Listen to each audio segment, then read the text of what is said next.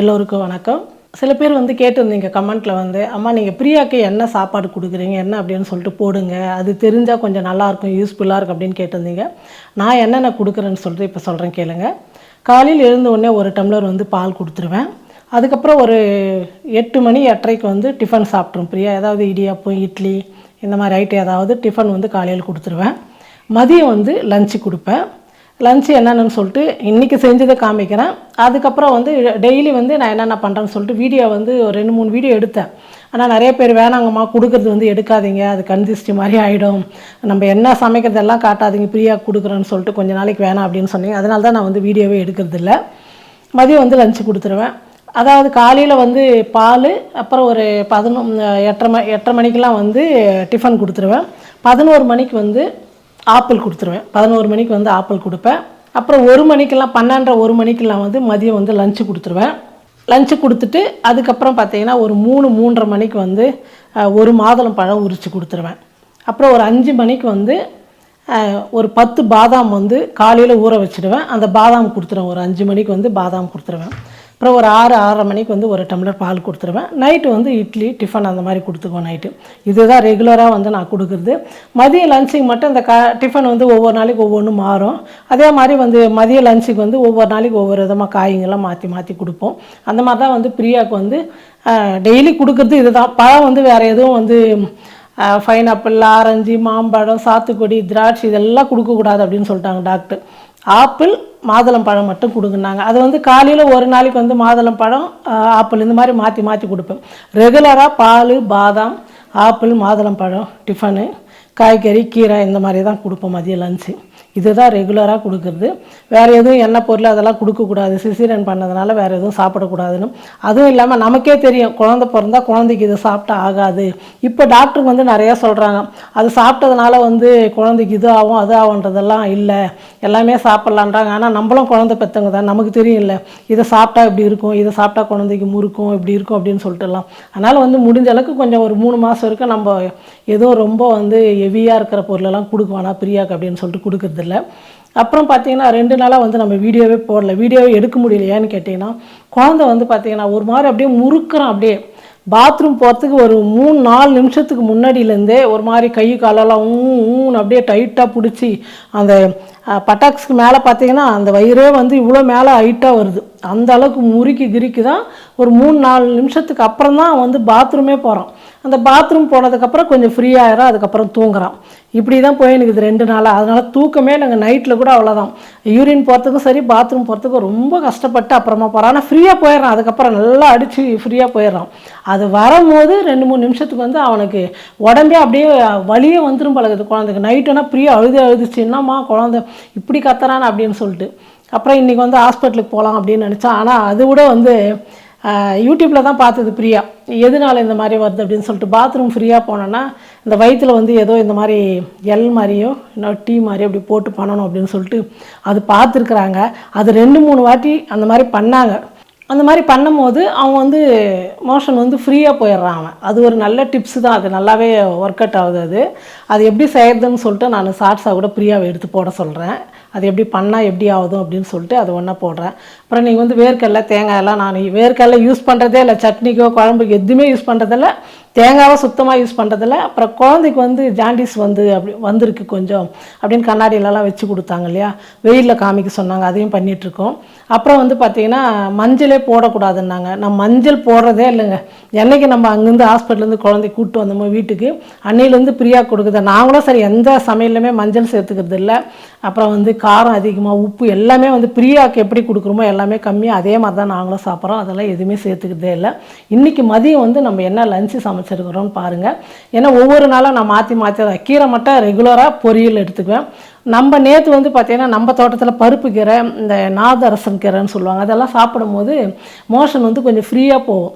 அதனால் வந்து அந்த கீரை கொஞ்சம் இருந்தது நம்ம மேலே தொட்டியில். அது வந்து நல்லா கொஞ்சமாக பருப்பு போட்டு, குழந்தைக்கு வந்து அதிகமாக பருப்பு போட்டால் கூட அப்படின்னு கொடுக்கக்கூடாதுன்றாங்களா, அதனால் வந்து கொஞ்சம் கீரை அதிகமாக போட்டு கடைஞ்சி கொடுத்துட்டேன் நேற்று. இப்போ வந்து அப்பா வந்து சிறுகீரை வாங்கிட்டு வந்தார். அப்போ வந்து சோய்கீரைன்னு சொல்லிட்டு ஒன்று, அது வீடியோவில் காமிச்சிருப்பேன் நான். அது சோம்பு போட்டு வரது தான் அந்த கீரை. அது கொடுத்தா குழந்தைக்கு வந்து நல்லா பால் ஊறும். அதே மாதிரி நீங்கள் பாலில் வந்து பூண்டு ஊற வச்சு கொடுக்கணும் நீங்கள், அதுவும் வந்து கொடுக்குறேன். அப்புறம் நெய்யில் வறுத்துட்டு பவுட்ரு பண்ணிவிட்டு நல்லா சாதத்தில் பிடிச்சி கொடுத்துட்றேன். அது வந்து ஒரு 2 ஸ்பூன் வந்து முன்னாடி சாப்பாட்டிலே சுட சுட கொஞ்சம் சாதத்தில் போட்டு கலந்து கொடுத்துட்றேன். அதே மாதிரி எனக்கு தெரிஞ்சு குழந்தை பிறந்தவங்களுக்கு வந்து சூடாக எதுவுமே கொடுக்கக்கூடாதுங்க. எல்லாம் சொல்லுவாங்க சுட சுட சாப்பிட்லாம் செய்யலான்னு. இந்த வயிற்றில் வந்து புண்ணு ஆறாது. நார்மல் டெலிவரி ஆனாலும் சரி, சிசேரியன் பண்ணாலும் சரி, சுட சுட எதுவுமே கொடுக்கக்கூடாது. நல்லா ஆற வச்சு பாலாக இருந்தாலும் சரி, சாப்பாடாக இருந்தாலும் சில்லுன்னு ஆறட்டுன்னு தான் கொடுக்கணும். எனக்கு தெரிஞ்சது நான் சொல்கிறேன், உங்களுக்கு தெரிஞ்சது எப்படின்னு சொல்லிட்டு, இல்லைம்மா இந்த மாதிரி சாப்பிட்லாம், லைட் சூடாக இருக்கலாம் பரவாயில்ல அப்படின்னு உங்களுக்கு எதாவது தெரியும் இல்லையா, அதை நீங்கள் கமெண்ட்டில் பண்ணுங்கள். இன்றைக்கி மதியம் வந்து நம்ம வீட்டில் பிரியாக்கு என்ன சமைச்சிருக்குன்னு பார்க்கலாம். சுட சுட சாப்பாடு, மஞ்சள்லாம் போடாமல், தக்காளியும் வந்து கம்மியாக, தக்காளியும் அதிகமாக சேர்த்துக்கூடாது. அதனால் தக்காளி ஒரே தக்காளி போட்டு கொஞ்சமாக புளி வச்சு கறிவேப்பிலை கொத்தமல்லி எல்லாம் நிறையா சேர்த்து, மிளகு சீரெல்லாம் நிறையா சேர்த்துங்க, அதெல்லாம் ரொம்ப நல்லது. பூண்டு வந்து நான் நிறையா சேர்த்து அரைச்சிட்டேன், அதுவும் சேர்த்து ரசம் வந்து வச்சுருக்கேன்.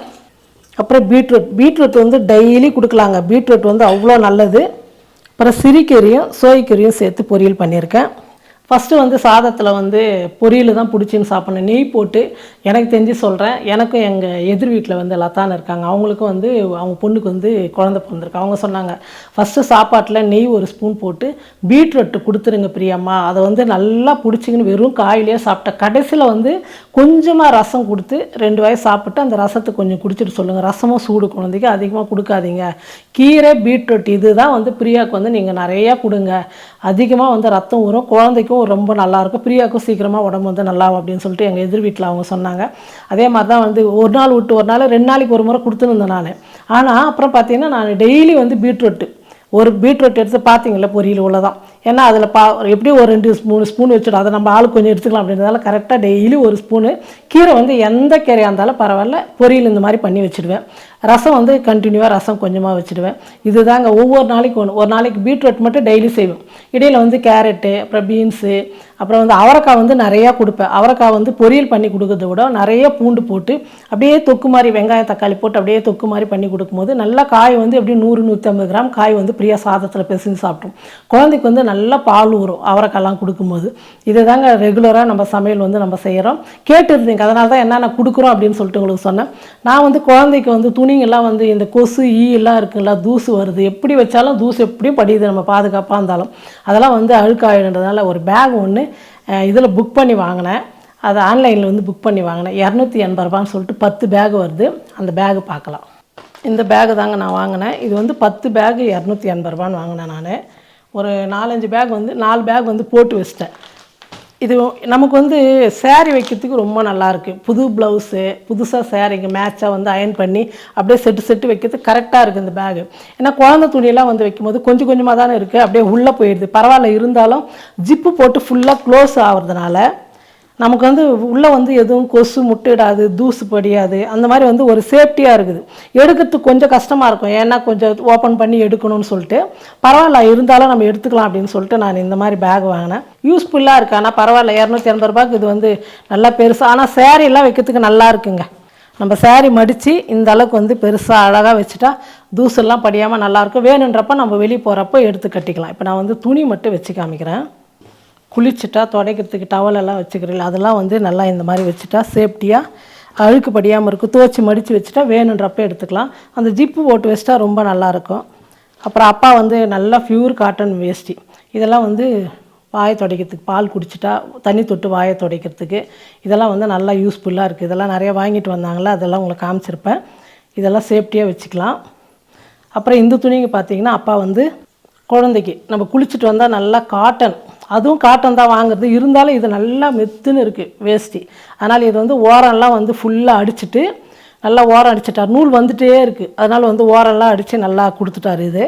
அப்புறம் குழந்தைக்கு வந்து பால் கொடுத்தா துடைக்கிறதுக்கு வந்து சின்ன சின்ன துணிங்க இந்த மாதிரி குட்டி குட்டியாக அழகாக எல்லாம் ஓரம் அடிச்சுட்டு நம்ம வாயெல்லாம் துடைப்போம் இல்லையா, பால் கொடுத்தா வாயெல்லாம் துடைச்சி விடணும், இல்லைன்னா வந்து உதடெல்லாம் கருப்பாயிடும். அதனால் இந்த மாதிரி நல்ல காட்டன் துணி, என்ன தான் நம்ம கடையில் இந்த மாதிரி வாங்கினாலும் இந்த பஞ்சிங்கெலாம் வந்து நூல் மாதிரி வந்துடுதுங்க.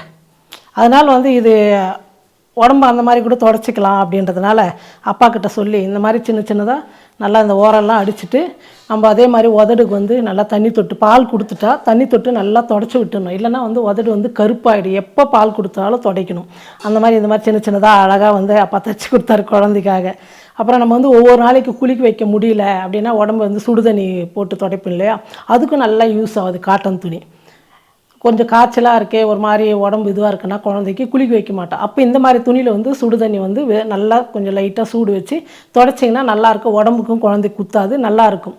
இந்த மாதிரிலாம் வந்து அப்பா வேலை இதெல்லாம் வந்து தச்சின்னு பேரனுக்கு இதுதான். அப்புறம் காலையில் எழுந்த உடனே அப்பா பண்ணுவார். எழுந்த உடனே டீ கொடுப்பேங்க. குடிச்சிட்டு குழந்தையோட துணி எல்லாம் பாத்ரூம் போகிறது எல்லாம் நான் ஒரு 2 நாள் தான் துவைச்சேன். நான் ஒத்துக்கிறேன், நம்ம வந்து பொய்யெல்லாம் சொல்லக்கூடாது.